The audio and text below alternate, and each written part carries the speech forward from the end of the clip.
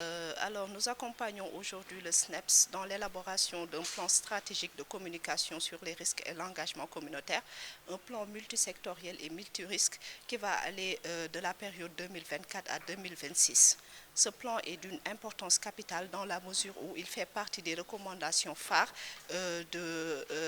l'évaluation conjointe du RSI. Donc, l'OMS a jugé important d'appuyer non seulement financièrement, mais également techniquement le ministère de la Santé à travers le Service national de l'éducation et de l'information sanitaire et sociale dans l'élaboration de ce plan-là, en intégrant tous les secteurs d'activité dans un contexte où on parle de One Health, mais également en prenant en compte tous les risques auxquels le pays pourrait éventuellement être confronté durant la période 2024-2026 pour pouvoir avoir un peu ce qu'on pourrait appeler une feuille de route qui nous permettra un peu d'exécuter toutes les activités CREC auxquelles le pays aura besoin durant cette période-là. Alors, les résultats attendus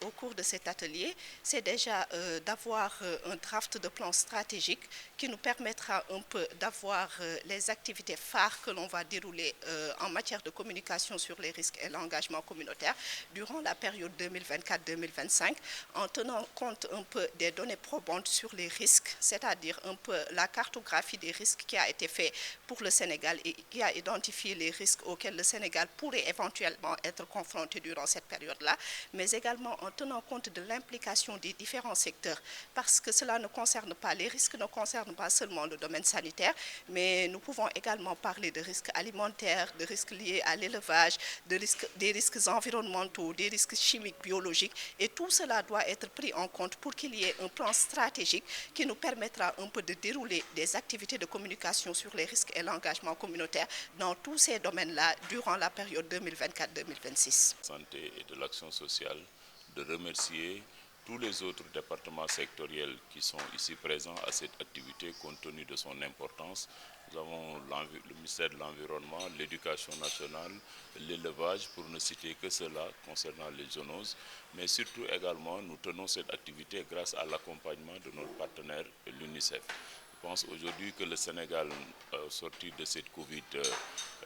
nous avons fait un travail extrêmement important et Dieu a fait que la commission CREC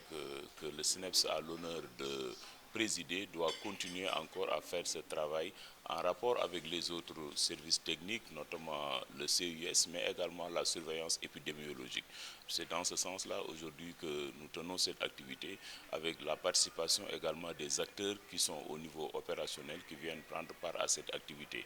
Durant 5 jours, donc, ces experts vont plancher sur l'élaboration de ce plan, ce qui montre encore une fois l'expertise du Sénégal en matière de communication sur les risques et l'engagement communautaire, parce que toute modestie mise à part, notre pays aussi sert d'exemple pour notre pays. Par conséquent, nous devons continuer encore ce travail d'élaboration de nos documents et c'est ces documents qui nous permettront en termes de planification de continuer à dérouler les actions que nous aurons à faire durant ces 2 années-là, parce que la communication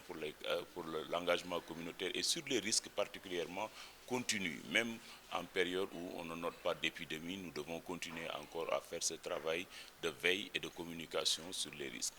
C'est l'occasion donc pour nous d'accompagner et de remercier tous les partenaires qui nous ont permis, le partenaire l'OMS notamment, pour la tenue de cette activité, mais remercier aussi les représentants des autres départements sectoriels, mais ceux qui sont venus également du niveau opérationnel. Nous pensons que donc au terme de ces 5 jours, les experts nous produiront un document de base qui pourra nous permettre de faire effectivement le travail durant ces 2 années à venir. Et je voudrais donc, au nom de Madame le ministre de la Santé et de l'Action sociale, les remercier encore pour leur présence, mais surtout également pour le travail de qualité qui sera attendu au terme de ces 5 jours de travail.